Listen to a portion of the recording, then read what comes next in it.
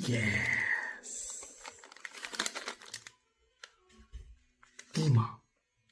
Dima, the original dates bar.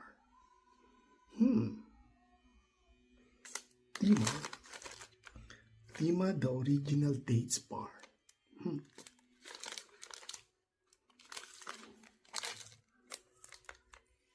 Saudi made. Let's try. Dima.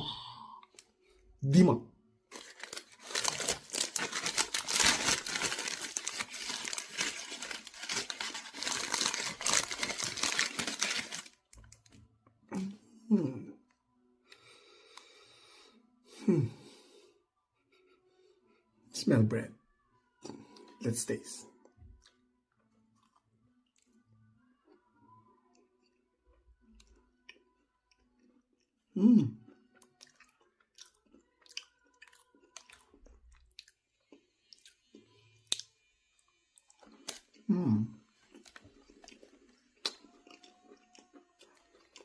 I think this is a natural sweet because dates is very sweet.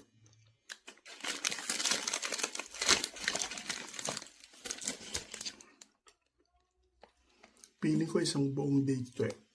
Tapos, ginanyan siya. Galing sa Saudi eh. It came from Saudi. Dima.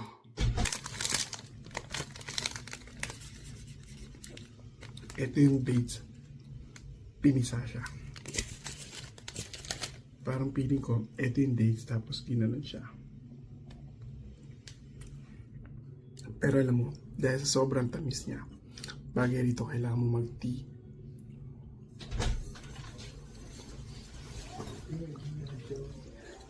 Like Hidden but from Asia.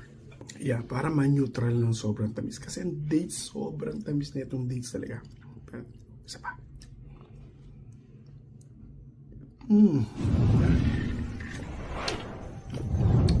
At sabi nila, kapag kumain ka ng dates, kailangan 3 lang. Kasi nga, sobrang tamis na ito. So, dates na nilagyan pa ng tinapay, ng bread.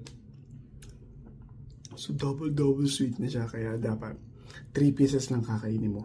Ito. Ayan. Last bite. Luto mo to. Sarap. Sarap talaga ng dates. Natural sweet to, no? Dates.